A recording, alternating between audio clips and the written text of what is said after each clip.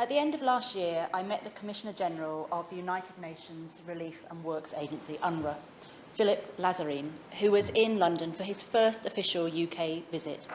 UNRWA is the UN agency that helps millions of Palestinian refugees in Gaza, the West Bank, Jordan, Syria and Lebanon, providing them with humanitarian and developmental services. I've seen their work firsthand, helping Palestinian refugees in the occupied Palestinian territories. I'm hugely grateful for what they do, and I don't doubt it is a good example of FCDO money being well spent. There's also... I will, of course, give way. Thomas? My honourable friend is making an extremely good point, and whilst I haven't had the privilege of meeting the Commissioner General of UNRWA recently, I know that they do hugely important work in helping to reduce poverty, prevent as much as they can hunger and joblessness in the Palestinian territories. Does she agree with me that UNRWA's finances are a continuing source of, or should be a continuing source of worry, because they often struggle to get the funding they need? Wouldn't it be good to hear the Minister say that she and the Foreign Secretary are going to lead an international process to try and make sure that UNRWA has the resources it needs going forward? I very welcome the intervention, which sort of preempts what I'm about to say. I completely agree that a stable funding base is what's needing. And let's hope that the honourable friend also predicts what the Minister's going to say, because you're absolutely right, it requires ministerial leadership. And I know the Minister well, and I know that if she's able to give that, then she will give that. So let's keep that hope for the next 20 minutes. There's no doubt that the plight of Palestinian refugees is both tragic and a reoccurring obstacle in the search for a two-state solution. Established in 1949, UNRWA has an important role to play in providing much-needed education, healthcare and social services for the Palestinian people. Its original mandate to provide humanitarian and development goals pending a just and lasting solution clearly still remains unfulfilled. In order to meet its goals and support two states for two people, which is the UK and the international community's long-standing position, UNRWA must receive the funds it needs. UNRWA is unique in that it effectively offers state-like services in the occupied Palestinian territories, Jordan, Lebanon and Syria, but depends and relies on voluntary contributions, including donations by the UK, to educate hundreds of thousands of children, support the poorest and take care of the sick and injured. Throughout 2021, despite the challenges presented by COVID, UNRWA managed to maintain quality primary healthcare services to 1.9 million Palestinian refugees, including over 7 million consultations, both in person and telemedicine, as well as further care at UNRWA-contracted hospitals. UNRWA provides essential healthcare, especially for 87,000 pregnant women relying on antenatal care, which is critical for the safe delivery of newborn babies and the health of their mothers. UNRWA delivers its services at the maximum of its available budget, but there are issues with understaffing, meaning doctors can only spend 3 minutes with each patient, and after 2 years of COVID, health services are severely strained. In 2021, UNRWA provided education for over 500,000 children. Nearly 400,000 people benefited from social safety net assistance, including cash and food, and 8,000 young people accessed technical and vocational education and training. On his visit to the UK, Mr. Lazarine explained to me how he believes his organisation is providing hope in a region beleaguered by conflict. What he told me about the work of UNRWA was sometimes harrowing, but he also had so many inspiring examples that he shared, such as Loel El Bassouni, who attended UNRWA schools and was part of the NASA team that developed the Mars rover, Perseverance. However, following years of cuts to its funding, UNRWA is facing a financial crisis that not only means the agency runs the risk of not being able to pay salaries, but their installations, car fleet and computers are in such a state of disarray, it puts at risk the delivery of its services and threatens the integrity of its staffing. This is despite reforms promoted by governments like the UK in exchange of financial support, which have made UNRWA more efficient.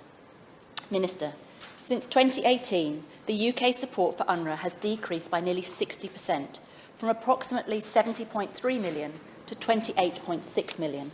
In the last year alone, UK funding support for UNRWA's core budget has been cut in half, from approximately 42.5 million in 2020 to 20.8 million in 2021. While the UK's funding for UNRWA's emergency humanitarians in Syria was cut from 7 million in 2020 to 0 in 2021. The UK has yet to make any contribution to UNRWA for 2022. The value... I will, of course, give way. Very grateful to the honourable member for giving way. She's talking about education and about bringing hope to the region. Of course, she'll be aware that the United Nations Relief and Works Agency, in their education work in the schools that they run, use the official Palestinian Authority curriculum, those schools that they run in the West Bank and Gaza. Does she share my concerns that the European Union review found that the textbooks on that curriculum contain a number of examples of very extensive anti-Semitism and incitement to violence? And does she agree with me that the government is right to take a position of zero tolerance on anti-Semitism? I agree with him on some of that, and I'll go into a little detail. So, of course, we should have zero tolerance for anti-Semitism. We should have zero tolerance for any form of hate crime. I have no reason to doubt the criticism contained in the review of the PA textbooks by the George Urquhart Institute, and I believe action has been taken as a result of this report. To quote the then Minister's response in writing, in responding to written questions on this topic last January, I quote, "UNRWA has a robust review system of each host country's textbooks to ensure education in its schools reflects the values and principles of the UN." And I'm sure the honourable member reads the library's updates on international news. And today they actually published that the EU has resumed its funding in full to UNRWA based on its research on those textbooks that he mentioned. So I understand his concerns, but the evidence does point that that has now been resolved. But of course, no agency is perfect, and I'll come on to that.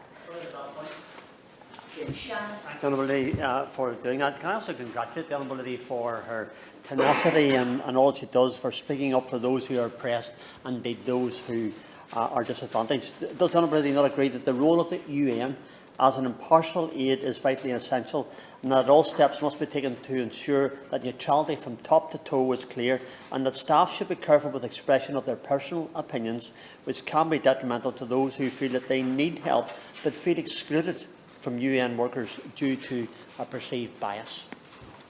My honourable friend has wise words. I'm also, as well as very proud to be the MP for Rotherham, I'm very proud to be the chair of the International Development Select Committee.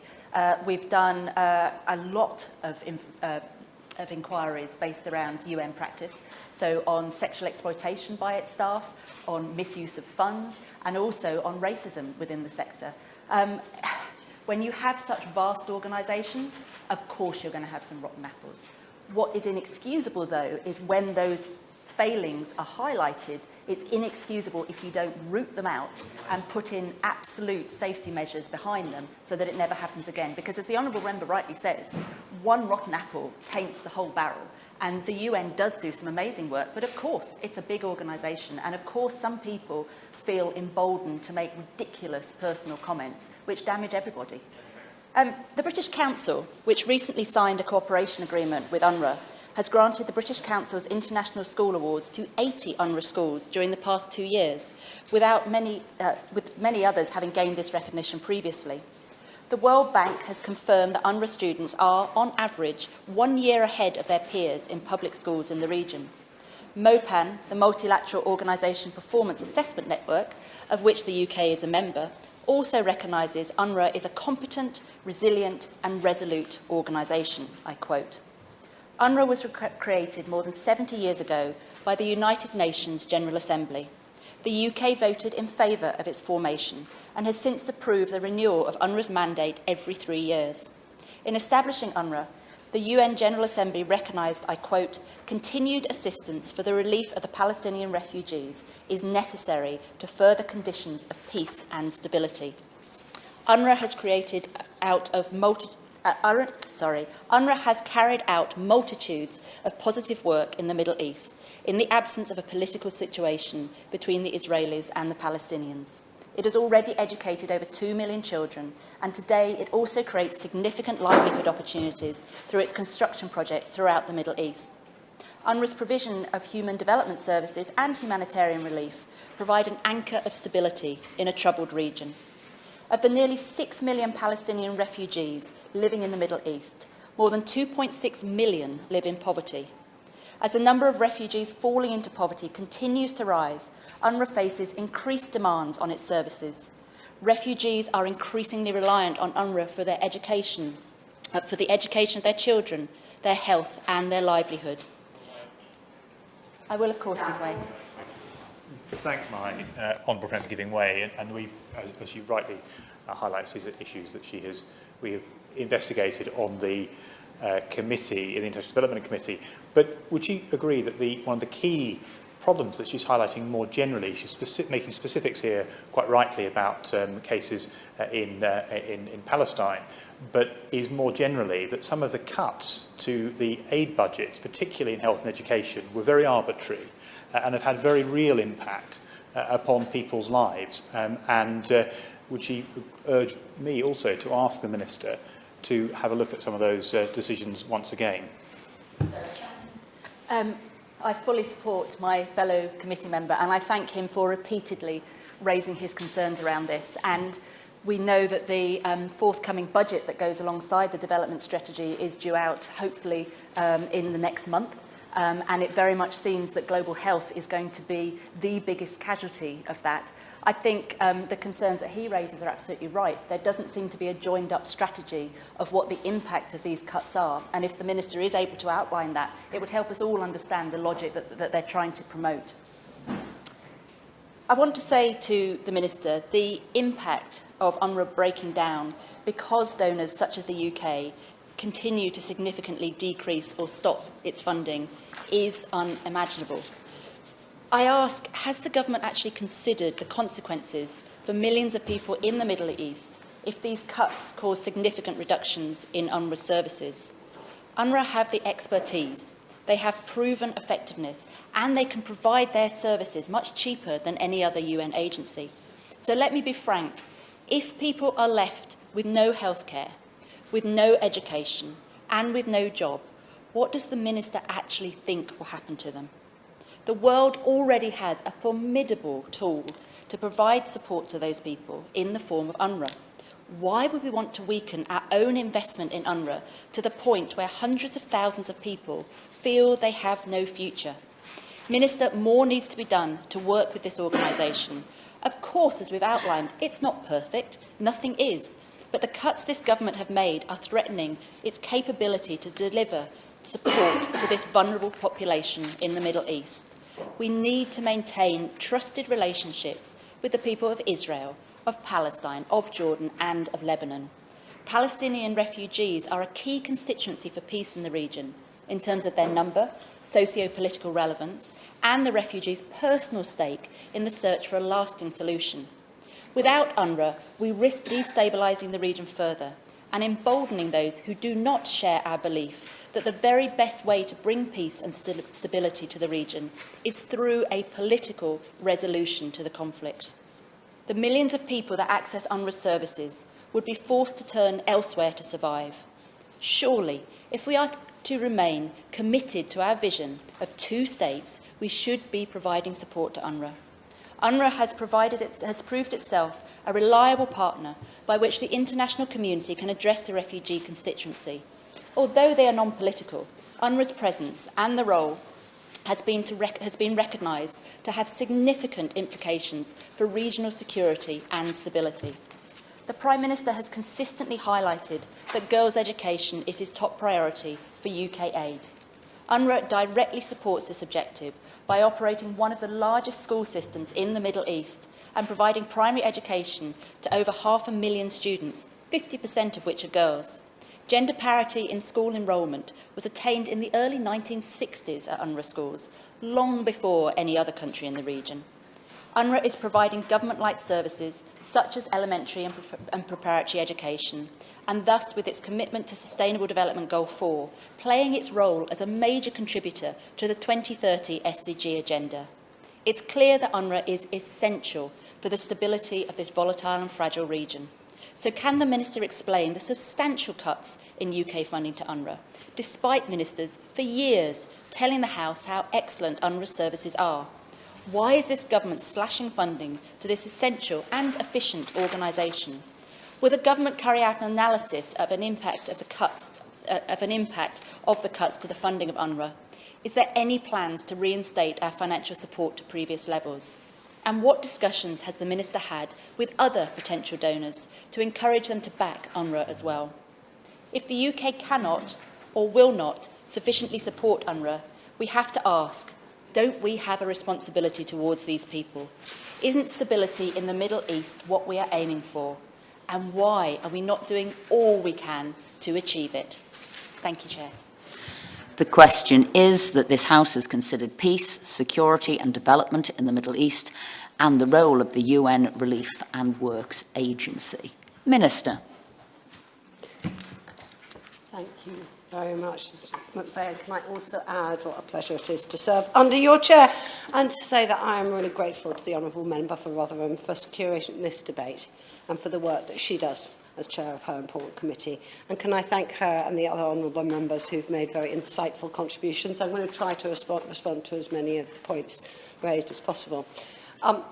We in the UK and this government are a long-standing supporter of UNRWA, and we do value the vital role it plays as a humanitarian service and as a stabilising force in the region.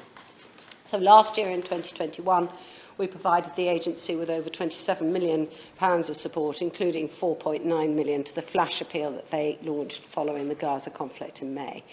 Our annual contribution helps UNRWA to provide education to over 500,000 children, in fact over 530,000 children every year. It helps 3.5 million Palestinian refugees to access critical health services. Our support to the flash appeal for Gaza helped to promote life-saving aid in the aftermath of the conflict. We do recognise that UNRWA needs to be on a more secure financial footing to ensure that Palestinian refugees' basic needs continue to be met and to ensure it can play a full role supporting this regional stability.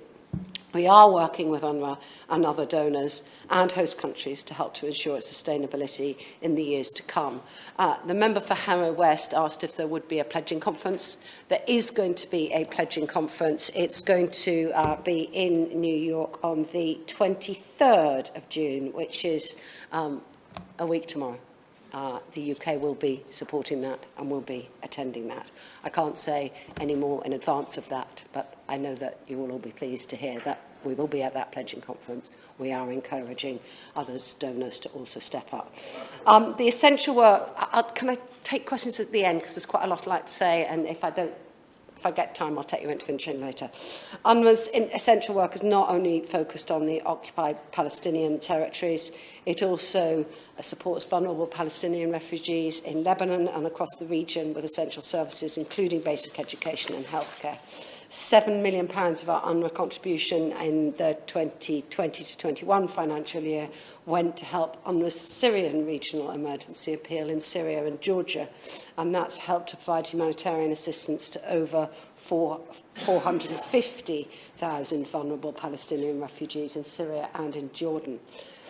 The final status of Palestinian refugees must be agreed as part of wider peace negotiations, but until that time, I can confirm that the UK remains firmly committed to supporting Palestinian refugees through UNRWA and supporting the other valuable work it does in the region. The member for Central Suffolk and North Ipswich asked about how aid was being allocated post the very difficult reduction that we had and the difficult decision we had to reduce ODA from 0.7 to 0.5.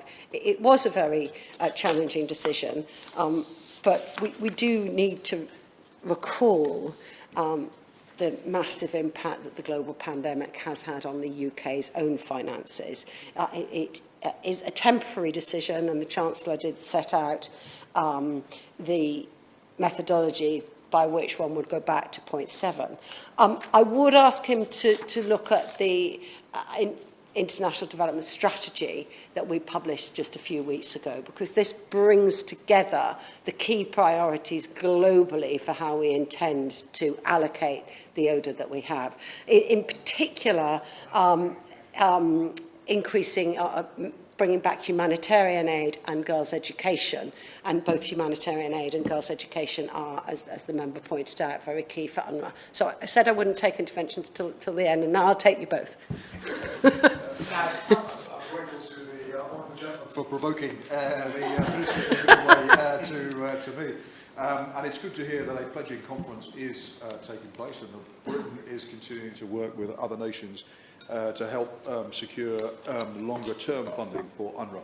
Can I ask the Minister specifically whether there will be ministerial representation from the UK at that pledging conference? Because I think if there was ministerial representation at that conference, that might give some confidence to other nations to pledge significant sums of money, given Britain's record of support in the past to UNRWA.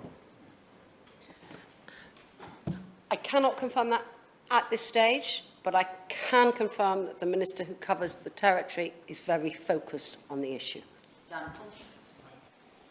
Thank the for giving way.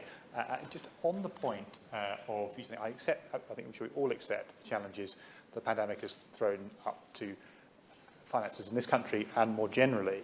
But we had recently at the committee the Foreign Secretary and also the Perm-Secs at the committee, and they were unable to provide details on reductions in funding in year. So it would be helpful, I think, if the Honourable Lady could confirm that education and healthcare funding will be prioritised going forward. As I said, in the International Development Strategy, it talks very clearly about key priorities that we have. So one of those is women and girls. And within that is education of girls, which is so key to driving development change, but is also access to, for example, women's health issues. So that is a key part of the women and girls strategy. I spend a lot of my time travelling around different countries and looking at some of the amazing work we've done to support access to women's health. So that is a key point, but also humanitarian aid. As regarding Gaza, the humanitarian situation is dire. Alongside our support to UNRWA and our bilateral programmes, the UK also provided £2 million to UNICEF in 2021 to help the most vulnerable. That money is helping to feed and clothe vulnerable people, to ensure that children can continue their education and keeping the hope of a better life alive. We continue to stress to the Israeli authorities that restrictions on movement, on access, on trade for the people of Gaza are damaging the lives of ordinary Palestinians in Gaza. We urge all parties, and I will say it again and again, to drive for a durable solution for Gaza and to take the necessary practical steps to ensure Gaza's reconstruction and economic recovery. We do welcome the continued engagement between the Government of Israel and the Palestinian Authority on economic matters, but we urge more rapid progress. And improving the economic situation in the occupied Palestinian territories does remain a priority for the UK. So in addition to our support for UNRWA, the UK government has funded a number of development programmes in the occupied territories. These are working to preserve the prospect of a negotiated two-state solution, as the Honourable Member for Rotherham pointed out, and to improve the lives of Palestinians throughout the West Bank, Gaza and East Jerusalem. A key part of this work is building the capacity of the Palestinian Authority to provide essential services and the basis for a future Palestinian state. We also continue to work with the Palestinian Authority to reform their security sector and strengthen their financial management, including revenue collection and enhancing their transparency and accountability. Through our programmes, we're also improving electricity and water infrastructure across the West Bank and Gaza and helping to improve conditions for trade and exports. So it's a wide variety of different issues. The member for High Point mentioned you're correctly mentioned the issue of educational textbooks. High Peak, member for High Peak. We urge the Palestinian Authority to remove problematic content from their textbooks. We have very robust conversations with the highest levels of the Palestinian leadership, challenge them about the need to prepare their population for peace, including by promoting a positive portrayal of others. We have zero tolerance for all forms of incitement to violence or anti-Semitism. And I think it is worth pointing out that the UK does not fund textbooks in the OPTs. Just though to conclude, can I just say that the situation on the ground does demonstrate the need to accelerate progress towards peace. This is one of the reasons why this conference has been called for next week. We do remain committed to this two-state solution as the best way to bring peace and stability to the region. We support a negotiated settlement leading to a safe and secure Israel living alongside a viable and sovereign Palestinian state based on the 1967 borders with agreed land swaps. Jerusalem as the shared capital of both sides and a just, fair, agreed and realistic settlement for refugees. We firmly believe in a just and lasting resolution, one that ends the occupation and delivers peace for both Israelis and Palestinians. It is long overdue. We continue to press both parties on the need to refrain from taking actions that make peace more difficult to attain. We call on all parties to abide by international humanitarian law and to promote peace, stability and security. We are deeply concerned about the fragile security situation in the West Bank and Jerusalem and look to all parties to take urgent steps to de-escalate tensions. Sarah Champion. I'm really grateful for all the Minister's saying. I know that she's going as far as she can today, and I hope whoever goes to the pledging conference will also take their chequebook with them, because, to be honest, money counts. I hear what she's saying about having sort of stability and the robust conversations which she's having with all sides. Would the government also go as far as they've gone in the situation of the Russian invasion and actually start imposing sanctions if they see international law being broken?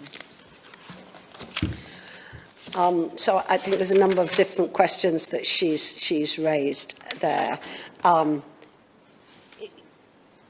In terms of going with our chequebook, I think it's important to say that we remain key supporters of UNRWA. Okay, I can't say any more at this time. We do have limited amounts of money. We've set out in the International Development Strategy how we want to prioritise. That is going to make difficult decisions. We can't do everything, but it is vital that we continue to try and act to prioritise as best as we possibly can, and to continue to keep supporting the UK economy and its recovery so that we get back to 0.7. Just on sanctions, we believe that honest and open discussions rather than imposing sanctions or supporting anti-Israeli boycotts best supports our efforts to help progress on peace and to try and get that negotiated solution. But I can also add that we were totally appalled by the recent terror attacks in Israel. We condemn these attacks in the strongest possible terms and reaffirm that our thoughts are with the victims and their families. We will engage with Israeli and Palestinian leaders to support cooperation, to try and build stability and economic development. And I look forward to any more news that comes out of New York next Thursday. Thank you. Order, order.